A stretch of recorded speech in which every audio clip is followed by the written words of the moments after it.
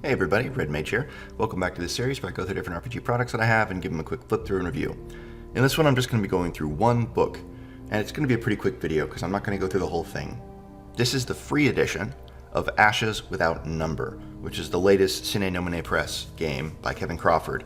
This is a game for after the end. Essentially this is a post-apocalyptic like Earth setting. And it is fantastic. Just like the other Sine Nomine Press games, just like all of Kevin Crawford's games, the free edition, this is 260 pages full of stuff. Now, I know that probably most of my audience plays probably standard fantasy or different kinds of fantasy. There's a lot of sword and sorcery, I think, and things like that. But this book is so full of so many good ideas, and it's free, at least the free edition of it is, that you should pick it up right now and read through it and see if it's the sort of thing that you want. Now, the full edition of the book, of course, is going to have a lot more than this. And I've never been disappointed by getting the paid version of any of Kevin Crawford's games. But I wanted to show you guys the free edition and what you get in it. Obviously, this is something you can go download right now. You should, because it's free. As I've said many times at this point already. Now, I'm not going to go through the rules system of this game, because it's the same as all of the other Kevin Crawford games, basically. The same sort of skill checks and combat resolutions and classes and those sorts of things. Now there are more classes, and one of the cool things about this is that, well, it's true about all of his games, but in this particular one, there's tons of cool tables within the class sections, like about mutations and things like that, that you could steal for your own games, especially for mutation tables and things like that. But from the equipment section on, but especially once you get into the Enclave section, so basically the first 100 pages of the book is sort of useful. It's got a lot of interesting ideas when it comes to tech and, you know, mutations and things like that, but mostly it's rules. But once you get past that first 100 pages into the Enclaves and Settlements, the Creating Your Campaign section, the Creatures of the Waste, and then the Albuquerque Death Zone, which is sort of like a pre-made world for you to play in, it's so good. And there's so many good ideas just built in there. Granted, it's for a post-apocalyptic setting, and so it's going to have high tech, and it's not going to have much magic, although it does have psychics and things like that, mutations. But you could adapt it for your own setting very easily. If there's a wasteland, a lot of the Enclave ideas, you know, I think Matt Colville made a video about this one time, but it's totally true, right? Most D&D settings are post-apocalyptic. Not in the sense of post-nuclear apocalypse or post, in this case, you know, psychic devastation that destroys an entire spacefaring society, apocalyptic. But post-apocalyptic in that there was a great empire or more. There was a civilization before the level, at a higher level of advancement or of more power, more wealth, more grandeur than whatever the time period the PCs are in. Right? And you know that because the PCs are going into these dungeons that are ruined mostly to get treasure and artifacts, magic that can't be recreated in their own world. Right? If the PCs could get the same sort of magic by going down to the shop for cheap, or they could get the same level of wealth by going down to the shop, or, you know, by starting a career in their world because the economy is so good, they would be down in the dungeon. Right? It's a deadly, deadly place. And so the world has fallen from what it was. So that's true for almost any D&D campaign. I know there are exceptions, but that's true for any D&D campaign or for many D&D campaigns. And so this is therefore useful for almost any D&D campaign with a little bit of adaptation. All right, so as I said, I'm not going to go through in detail all of the rules here, but I just want to give you a sense of what this book looks like. It's good. It has the same sort of basic format and layout, font choice as the other Kevin Crawford games, with a little bit more, you know, I would say, not techie exactly, but, you know, the lingo and the art is going to be more stuff from, well, I've seen influences in here from obviously The Last of Us. That's what that looks like right there. From, you know, almost any post-apocalyptic game. But I also noticed influence from things like, at least it seems to me, things like Trigun, which is one of my favorite shows of all time. It's an old anime from the 90s. And it's sort of like wasteland apocalyptic, but it's kind of, I don't know, it's really good. I saw influences from there too throughout this book. Maybe I'm completely just reading into it, but I think that's what I saw. So here's some of the mutations you can get. I think they're really, really cool, right? The different stigmas. What's the mutated body part? What's the nature of the mutation? What are the textures, the appearance, the animal influence, or the plant influence? What are some negative mutations you might have? A good table for those, a few tables for those. What are some positive mutations you might have, with some descriptions of those? That's really cool, a lot of those. And then the foci, I think, are like sort of, basically they're special abilities that are coming from maybe just being a hero. That certain heroes are going to have a bit more power than the average PC or NPC. I think these are basically like feats in a way. That's how you think of them. A lot of this stuff is just how the system works, right? With the classes and the stuff that you're going to get, the rules of the game. It's how scenes work, how time works. Now, I played this before. I'm not a huge, like, I would never really use this system as my system of choice. It's just not my thing. I tried it before. I played a couple games with it, and I was like, it was a totally competent system. It didn't grab me. I used it from Stars Without Number. That's the one that's the system that I played. Stars Without Number, which again, you guys should also get at least the free version. You should get all of his books in the free version at the very least, because they're so good and there's so much world building and lore that you can just take for your own games. Okay, so trying to get through this stuff. Again, you can see that there are some tables and ideas even in this section, but mostly it's particular rules for how to play it in this game. But again, there's a good touchstones that you might want to think about in your own game, especially if you are playing a more survival, more wild, more kind of anarchic game, which I think a lot of us kind of are by definition. If we're playing in sort of this, a crazy OSR world well, even if you're going sword and sorcery, I suppose. But again, you get a lot of tech, which is cool, and then you get a lot of equipment, some pharmaceuticals, high stims, vehicles. I like there was a section of high-tech consumer goods, which is really cool. They're like ordinary things, the things that most people would probably have back in the day and before the apocalypse. These would have been just normal, not that great stuff, but in this particular setting, they're awesome because everything else is falling apart, so to get them is pretty good. I like this too. You get one roll gear appearance and usage. That's really cool.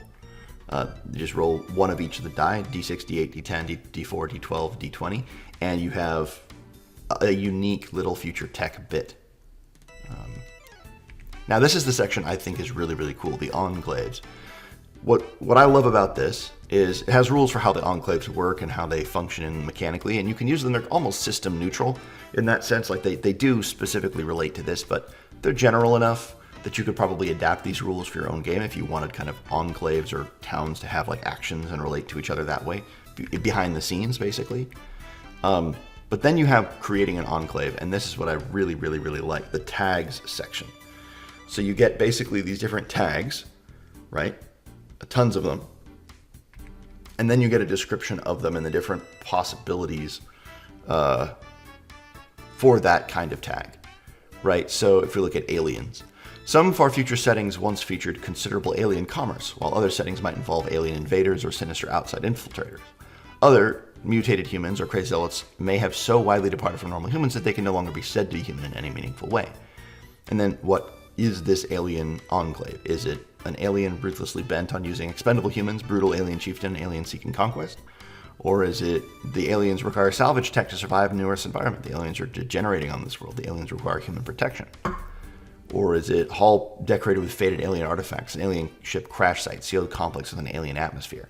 That's really cool. So you can kind of picture this giant, crashed UFO in the background, a la, Independence Day or something like that. And there's a human enclave out front because they can't get into the ship, right? It's just a sealed off ship, and it's just kind of like a backdrop, and it's been there for generations. And, people were initially hesitant about it, but now they can kind of, scrape off some of the external metal very, very, in a very, very slow way, and it can be used. And so they've settled around it, but then suddenly one day the doors open. And they're like, hey, we need somebody to go inside. I think that's a really cool idea. And again, you could take that idea and put it in a fantasy setting, right? You could have this village that's built up against this massive old dwarven city, or an old elven temple, or an ancient, lizard folk dungeon beneath the earth. And again, the doors have always been sealed until suddenly one day, whoop, they open. You get the idea, right? That you can take these ideas and use them in almost any kind of game by just adapting them very slightly. And they're all like that. I think they're really, really cool. Tons of good ideas here. Cannibals, bandit allies, bad luck, conquerors, contaminated land, degenerates, cruel tribute, disorganized mobs, evangelists. Great art, too. Not, like, ubiquitous. It's not on every page. But it's on enough of it that you get a good sense from time to time. Good spikes of inspiration is what I would say. So a lot of really cool enclaves, and a lot of great ideas there. But that's not all, because you also get campaign themes, campaign genres, how to structure campaign, and then crisis campaigns and different kinds of crises, and how to develop them. Because you can have crises of communication, food, law enforcement, medical, power, sewage and waste transport, and water. Then this is the other section that I think is amazing, building encounter sites. And of course, just like enclaves, you get tags. Tons of tags for each of these encounter sites. And once again, tons of good ideas and very easy to steal. You have abandoned traps, you have ancient lore, an autonomous base, berserk robots, black dust, beastman lair, a black site, broken infrastructure, the colony site, cult stronghold, cryogenic pods, buried treasure, cyclical threat, a failed community, an elite haven, flooded ruins, forbidden fruit, false hope, a high shine concentration. High shine is a particular element of the lore here. Impending doom, a mad scientist, a mass grave. Once again, you get the idea. You could easily change these into your own game. Secret weapon. There is a hidden weapon somewhere in the ruin capable of inflicting enormous damage on a foe. The ruin might have been built to house or support the weapon, or the weapon might have been used against it during the ruin's destruction.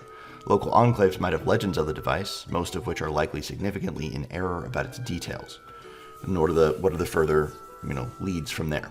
Oh, is it a local ruler who craves the weapon?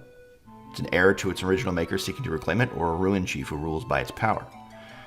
Could it be a relative of a victim of the weapon, curious scrapsmith desiring its secrets, a guardian of the weapon's resting place?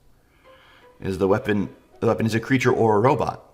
The weapon was never meant to be used as a weapon. The weapon exacts a terrible price. Right, so you get these ideas, and you can start basically you could think of this book as a whole book of spark tables, right? It uses it's massive inspiration for when you're designing your own game. If you're creating a hex crawl, if you're creating any kind of world like that, this is a great one. Now, granted, it's specific for post-apocalypse, and so I think I keep talking about it how it would be easy to adapt, but really, if you're thinking about running a post-apocalyptic game, then this would be awesome. You also get one-roll tables, one-roll occupant leaders, one-roll occupant details. So you can do one roll. There's one-roll tables throughout the book that give you very quick details about the things that you're running into. One-roll traveling survivor groups. Perishable foods, clothing, gear. How to create adventures in this particular game.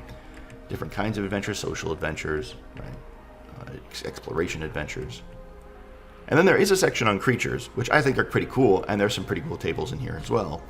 You get animal tables, beast folk tables, sort of. Different kinds of beast folk, right? And then you get one-roll beast folk pack generators. That's cool. That's, again, something that you could almost use in any game.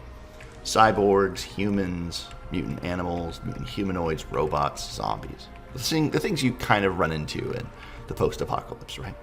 And then, of course, the nemesis, the big bad, right? The Messiah, the killer, the invincible, the omen, the perfected, the protagonist, the strategist, the tactician, the unseen. That's great. And then you get the particular setting of this game and the one that's given to you, basically, if you'd like to use it. It has, specific assumptions and a lot of details, but it's also got a lot of good world building and a lot of good lore. I found myself reading through it in interest as I was going through. There's some really cool details. I like the idea of the Knights of the Sagebrush. They're these cowboys. Basically, they're outlaw gangs, but they kind of became like paladins, sort of. I love that. It's basically Mad Max, right? That's what you're looking at right there. It's just straight out of Mad Max. Interestingly, they use, for this map, I think this is Worldographer. It looks a lot like Worldographer. At least you can make this exact map in Worldographer. So it's a map that's not like, hand-drawn or anything like that, obviously. But I love Worldographer maps. That's what I make. That's what I use with my own game. So I looked right at home there. You get the Rio Grande, you get Albuquerque, old Albuquerque, which has been nuked, and then you get a bunch of different locations. And then those locations are detailed here. So if you're interested in running through this game, you can. And then you just get the credits for the Kickstarter backers. So this is a great book. I think Ashes Without Number is a good addition to the Kevin Crawford set. We have Cities Without Number, which is cyberpunk. We have Stars Without Number, which is science fiction or science fantasy, or, you know, sword and star or whatever they call it. Like, it's just kind of like, you know, out there in the space. And then you've got Worlds Without Number, which is fantasy. And then you've got Ashes Without Number, which is now post-apocalyptic. And there are other particular games, like there's Godbound, I think is what it's called, which is sort of like mythic fantasy. You've got Atlas of the Latter Earth, which is sort of like sword and sorcery, high fantasy, sort of, I don't know exactly what, sword and sorcery, really. So Kevin Crawford has done a lot. You have Wolves of God, I think is what it's called. And that's like actually just medieval England. So I would recommend checking out Kevin Crawford's games. There's a lot of good genre games out there, and most of the books that are in the Without Number set are like this in that they are incredibly useful, and I think they almost all have free versions. So go check them out if you haven't already. You know, by some chance you haven't seen them. So I would say Ashes Without Number is definitely really, really good. Am I going to get the full version of it? I actually don't know. I might. If I were to run a post-apocalyptic game, I probably would, actually, because it would be very, very useful. But as just a source of inspiration, I think I'm going to stick with the free edition for myself. But if you're interested in a post-apocalyptic game, or if you're a collector, or if you want to support Kevin, then I highly suggest you guys check out the full version of this game. And, by the way, he deserves to be supported. Fantastic work, and the fact that he gives away most of his work for free is kind of insane. So awesome. Thank you very much. All right, guys. Well, I hope this has been an interesting one, and I'll see you all in another video.